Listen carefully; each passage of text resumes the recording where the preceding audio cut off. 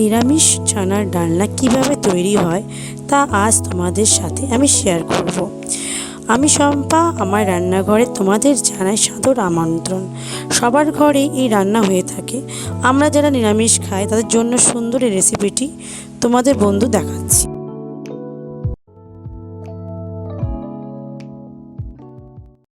এই ছানার ডালনা তৈরি করতে খুব সামান্য জিনিস দরকার পড়ে, তা তোমরা দেখতেই পাচ্ছ আমি যা যা নিয়েছি। আর আমি আগের থেকেই ছানাটা তৈরি করে রেখেছিলাম বন্ধুরা ছানাটা ঘরেই করে নিয়েছিলাম। দুধ ফুটিয়ে ভালো করে তার মধ্যে 2 ঢাকনা ভিনিগার ঢেলে সঙ্গে সঙ্গে দুধটা ছানা হয়ে যায় এবং ছেঁকে আমরা রেখে দিই। এবার কি লাগছে বন্ধুরা সেটা বলি। চিনি, ময়দা, জিরে ধনে গুঁড়ো, হলুদ গুঁড়ো, লঙ্কা গুঁড়ো, কাশ্মীরি মির্চ, আর লাগছে টমেটো কুচি, আদা কুচি, কিশমিশ আর লঙ্কা কুচোনো, ডুমো ডুমো করে আলু কাটা আর স্বাদ মতো লবণ। ব্যাস এই কটা জিনিস দিয়ে তৈরি হয়ে যাবে আমাদের নিরামিষ ছানার ডালনা। তারপর বন্ধুরা কী লাগছে বলছি। প্রথমে আমরা একটা মিক্সি গ্রাইন্ডার নেব, তার মধ্যে একে সব দেব টমেটো কুচি, আদা কুচি, লঙ্কা কুচি আর ভিজানো কিশমিশ। এরপর এটা গ্রাইন্ড করে নেবো আমরা। দেখো এরকম মশলাটা হবে। ব্যাস তারপরে আমরা স্টার্ট করবো ছানাটাকে ম্যাশড করব আস্তে আস্তে করে। প্রথমে আমরা ছানাটা ম্যাশড করে ময়দা দিয়ে মেখে ফেলবো যাতে ছানাটা খুলে খুলে না যায়। যেই বলগুলো আমি বানাবো ময়দা দিলে সেগুলো খুলবে না। তারপর স্বাদ মতো একটু লবণ দেব, স্বাদ মতো একটু চিনি, যাতে টেস্টটা খুব সুন্দর আসে। দিয়ে তারপরে একসাথে আবার আস্তে আস্তে মেখে দেবো সব। এমন করে মাখবো ভালো করে যাতে সব কিছু লবণ চিনি সব ভালো করে মিশে যায়। এরপরে আমি একটা করে বল বানিয়ে নেব। হাতে একটু তেল মাখিয়ে নিলাম যাতে হাতে চিটে না যায়। দিয়ে দেখো এক এক করে কেমন করে আমি বল বানিয়ে নিচ্ছি। তোমরা যেমন ইচ্ছে সেরকম শেপ দিতে পারো, আমি গোল করেই দিলাম।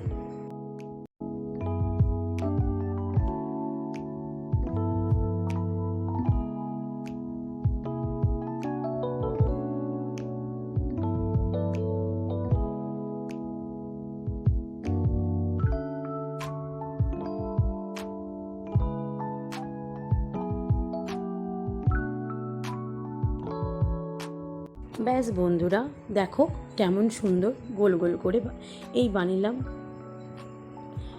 এবার আমার সব রেডি। এবার তেলের মধ্যে এক এক করে ভেজে নেব। গ্যাসটা ধরিয়ে ফেললাম, কিন্তু এটা মিডিয়াম ফ্লেমে হবে। কড়াইতে একটু জল ছিল যেটা আমি শুকিয়ে নিলাম। তারপরে তেল ঢেলে ফেললাম। ছাঁকা তেলেই ভেজে নেব এই পনিরগুলো। এক এক করে সব পনিরগুলো এর মধ্যে ঢেলে দেবো তেলের মধ্যে।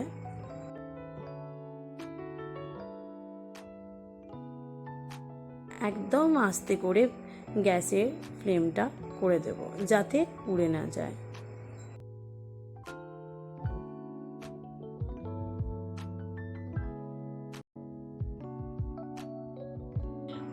5 মিনিটের মতো আমরা ভেজে নেব এক পাশ। তারপরে আস্তে আস্তে সবগুলো উল্টে ফেলবো। আমার একটু লালচে লালচে বেশি হয়ে গেছে, কিন্তু তোমরা দেখবে যেন এটা বেশি লালচে না হয়ে যায়। তারপরে আমি সবগুলো এরকম করে পাল্টে নেব।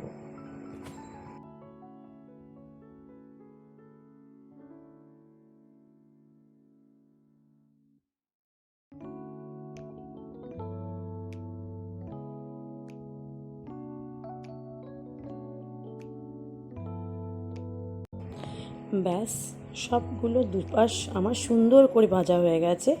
এবারে এক এক করে আমি প্লেটের মধ্যে তুলে ফেলবো।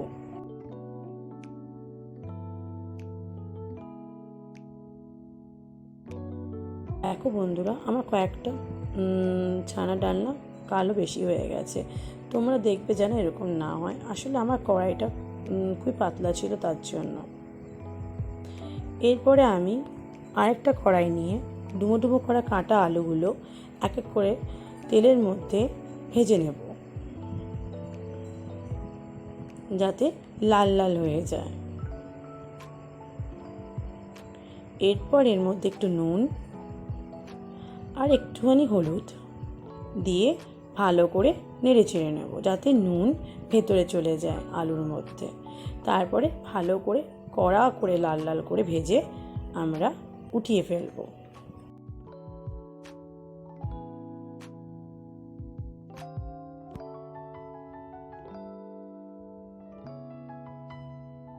ব্যাস, সবগুলো লাল লাল করে ভাজা হয়ে গেছে। এবার এক এক করে আমি প্লেটে তুলে ফেলব। যেই কড়াইতে আমি মশলা করেছিলাম সেই কড়াই আবার তেল দিয়ে দেব। তার মধ্যে তেজপাতা, শুকনো লঙ্কা, গোটা জিরে আমি এক এক করে দিয়ে ফেলবো ফোড়নের জন্য। এরপর এগুলো একটু করে ভালো করে নেড়ে চেড়ে নেব। একটু লালচে লালচে হয়ে গেলে এবং জিরে ভাজা হয়ে গেলে তারপরে যে আমার মশলা বাটা ছিল সেটা আমি ঢেলে দেব। তারপর ভালো করে নাড়াবো। যতক্ষণ না পেঁয়াজগুলো থেকে কাঁচা গন্ধ বেরোচ্ছে ততক্ষণ আমি এই মশলাটা নাড়তেই থাকবো, মানে কষাতে হবে খুব ভালো করে। 5 মিনিট ধরে আমি এরকম ভাজতে থাকবো পেঁয়াজ এবং মানে সব মশলাগুলো। যখন দেখব আস্তে আস্তে পেঁয়াজের রঙটা চেঞ্জ হয়ে যাচ্ছে তখনই আমি আর একটুখানি ভেজে নেব।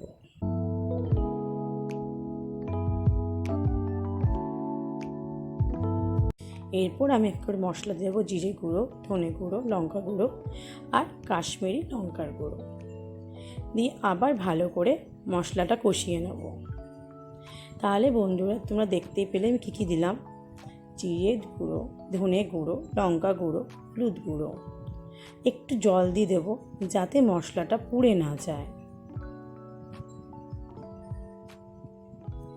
তারপরে ভালো করে আবার মশলাটাকে কষিয়ে ফেলবো।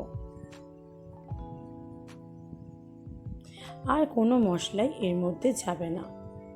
টমেটো কুচি, আদা কুচি, কিশমিশ আর লঙ্কা কুচি, ব্যাস।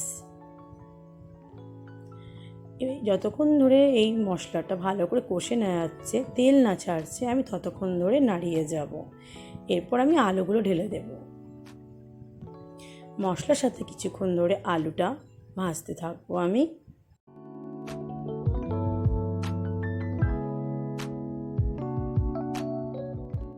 অনেকে এখানে কাজু বাটাও দিতে পারে, কিন্তু সেটা আমি স্কিপ করে দিয়েছি। একটু জল দেব যাতে মশলাটা পুড়ে না যায়।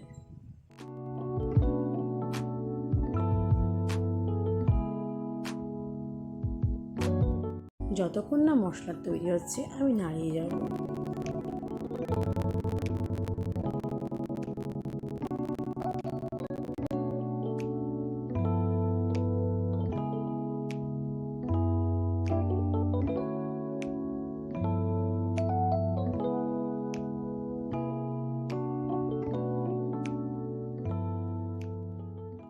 এই সময় গ্যাসের ফ্লেমটা একদমই আস্তে করে ফেলবে বন্ধুরা, যাতে নিচ থেকে লেগে না যায়।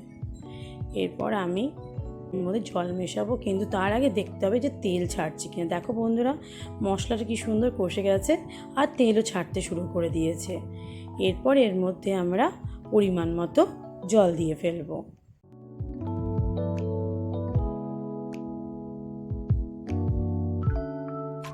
ব্যাস, একটু নেড়ে চেড়ে দেবো।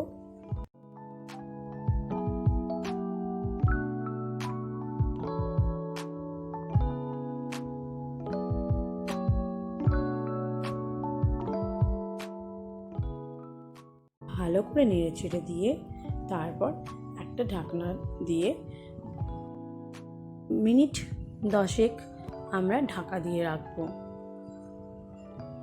যাতে আলুগুলো ভালো করে সেদ্ধ হয়ে যায় আর ঝোলটাও একটু শুকিয়ে যায়। তোমরা বন্ধুরা একবার এরকম করে দেখো আমার মতো, দেখবে খেতে খুব দুর্দান্ত লাগবে।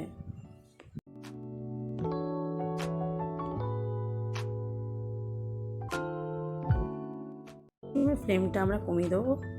তারপর কিছুক্ষণ পর ঢাকনা উঠিয়ে দেখবো, দেখো কি সুন্দর ঝোলটা হয়েছে। এরপর আমরা ভালো করে নাড়িয়ে তার মধ্যে একে একে ছানার ডালনাগুলো ছেড়ে ফেলবো।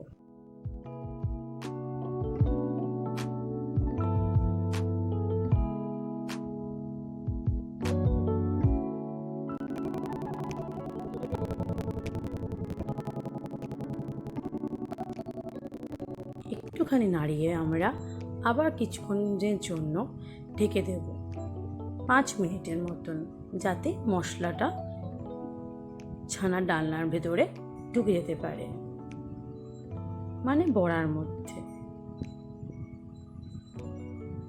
ওপর দিয়ে কাঁচা লঙ্কা,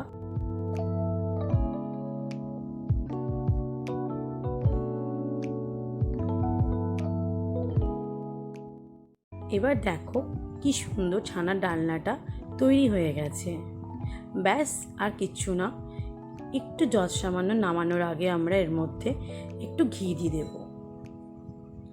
অনেকে গরম মশলাও দেয়, কিন্তু আমার গরম মশলার গন্ধটা সেরকম ভালো লাগে না, তাই ঘি দিলাম। নিরামিষ রান্না ঘি হলেই ও সুগন্ধটা আর টেস্টটা দ্বিগুণ হয়ে যায়। ব্যাস আমার ছানার ডালনা রেডি। এবার আমি এটাকে নামিয়ে ফেলবো। দেখো কি সুন্দর কালারটা হয়েছে। তোমরা দেখেছো আমি কত কম তেল নিয়েছিলাম, বেশি তেল দিয়ে কিন্তু আমি করিনি। ভাজার সময় যা তেলটুকু ছিল তাও অনেক তেল ছেড়েছে। ব্যাস এবার আমি ঢেলে দিচ্ছি। ব্যাস আমার ছানার ডালনা রেডি। তাহলে বন্ধুরা দেখো কি সুন্দর দেখতে হয়েছে। এই ছানার ডালনাটা দিয়ে গরম গরম রুটি, লুচি, পরোটা, গরম ভাত দিয়ে খুব সুন্দর খেতে লাগবে। তাহলে বন্ধুরা আজ আমি আসি, আবার দেখা হবে এক নতুন রেসিপি নিয়ে। আজকের মতো টাটা। সবাই ভালো থাকবেন, সুস্থ থাকবেন।